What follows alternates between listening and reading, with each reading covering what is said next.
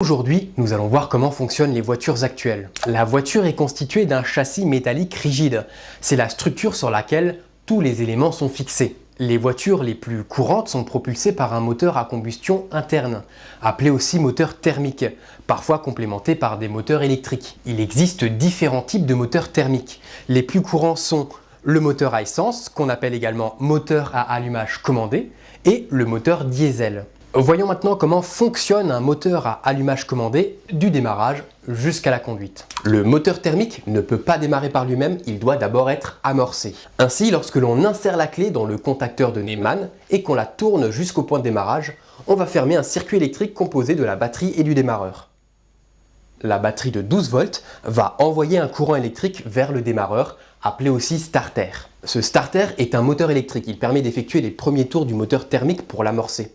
Le démarreur est constitué d'un solénoïde.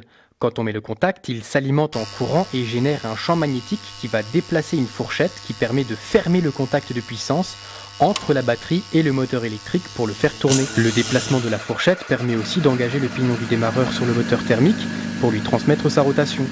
Voilà un exemple de moteur à essence assez courant. C'est un moteur à 4 cylindres, il fonctionne à 4 temps.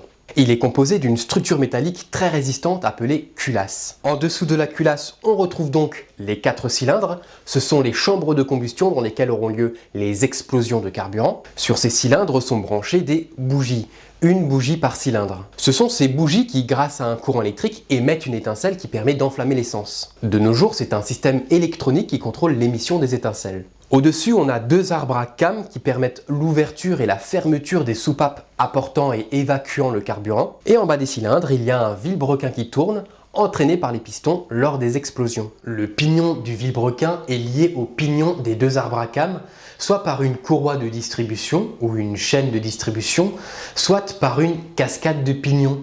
De cette façon, lorsque le vilebrequin tourne, il transmet la rotation aux deux arbres à cames. Les cylindres sont alimentés par un mélange d'air et de carburant. Ce mélange est fait en amont dans le conduit d'admission. L'air est prélevé dans le milieu extérieur et il passe par un filtre à air afin de le débarrasser des impuretés qui pourraient gêner la combustion. L'essence, elle, est pompée du réservoir, passe par un filtre à essence, puis elle est vaporisée dans le conduit de l'admission grâce à un injecteur dans le cas d'une injection indirecte. Ce mélange air-essence arrive alors dans les cylindres du moteur thermique. Le conducteur peut augmenter la production du mélange air-essence injecté dans les cylindres en appuyant sur la pédale d'accélération. En appuyant sur cette pédale d'accélérateur, un système électronique va commander un élément qui se situe sur la pipe d'admission d'air et qui s'appelle le boîtier papillon. Ce boîtier papillon est composé d'un clapet qui s'appelle le papillon des gaz et qui permet de modifier l'ouverture du conduit. Ainsi, lorsque le conducteur appuie sur la pédale, il va augmenter l'ouverture du conduit d'admission et davantage d'air pourra alors passer dans le conduit d'admission. La production du mélange air-essence sera alors accélérée. Il en résulte une augmentation de la vitesse d'injection de ce mélange dans les cylindres et donc une rotation plus rapide du volant moteur.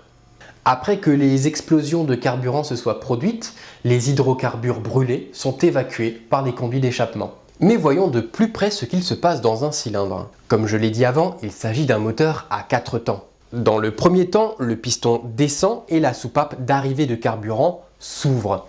L'essence pompée, mélangée avec de l'air, remplit alors le cylindre. Dans le deuxième temps, les soupapes sont fermées, le piston remonte, le carburant se comprime. Le troisième temps, lorsque le piston est au plus haut, la bougie émet une étincelle qui provoque la déflagration du carburant. Le piston est alors propulsé vers le bas.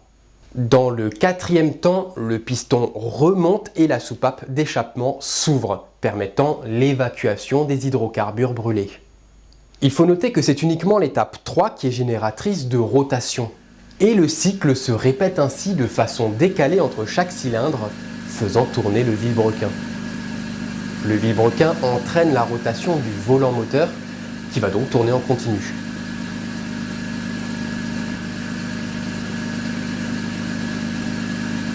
Voilà ce qui se passe dans le moteur thermique. Au niveau du volant moteur se trouve le dispositif d'embrayage que le conducteur contrôle en appuyant sur la pédale d'embrayage. Dans la position stable du système, le volant moteur est solidaire du disque d'embrayage, ce qui permet de transmettre la rotation en aval. Mais lorsque le conducteur appuie sur la pédale, il débraye, c'est-à-dire que le disque d'embrayage s'écarte du volant moteur et le disque d'embrayage ne tourne plus. Ceci permet de changer les vitesses. La boîte de vitesse est constituée de pignons de différentes tailles. En bougeant le levier de vitesse, on va changer les combinaisons de pignons qui se touchent et ainsi on peut choisir le rapport permettant de modifier la vitesse de rotation de l'arbre de sortie. Avant d'atteindre les roues, cette rotation est transmise jusqu'au différentiel. C'est un dispositif situé entre les roues motrices et qui permet de distribuer une vitesse de rotation de façon adaptée, immédiate et automatique entre les deux roues. Le différentiel est nécessaire lorsque la voiture effectue un virage, car les roues situées vers l'extérieur du virage devront parcourir plus de distance que les roues situées à l'intérieur du virage. Elles devront donc rouler plus vite.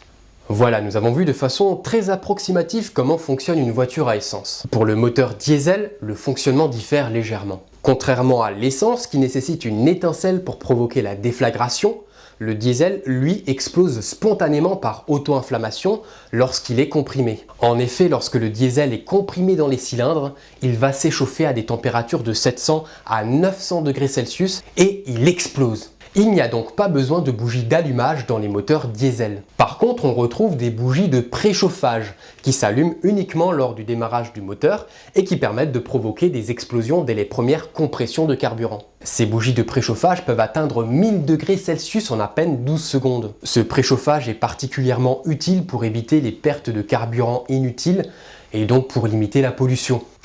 Il y a d'autres systèmes qui fonctionnent parallèlement à ceux que nous venons de voir. L'huile, qui est pompée, filtrée et giclée à l'intérieur des carters sur les structures mobiles du moteur. Cette huile minérale synthétique sert à lubrifier, à nettoyer, à améliorer l'étanchéité et elle contribue à évacuer la chaleur de friction et de combustion.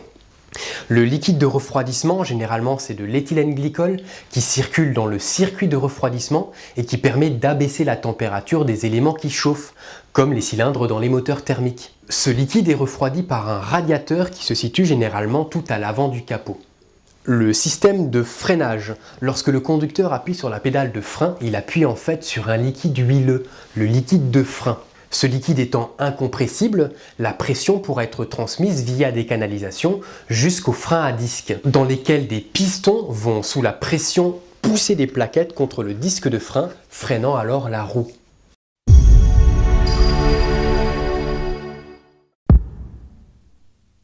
Le mot du jour, c'est Kia, qu'on utilise dans l'expression mettre à Kia, réduire à Kia, qui signifie tout simplement réduire quelqu'un à ne plus savoir quoi répondre, le réduire au silence.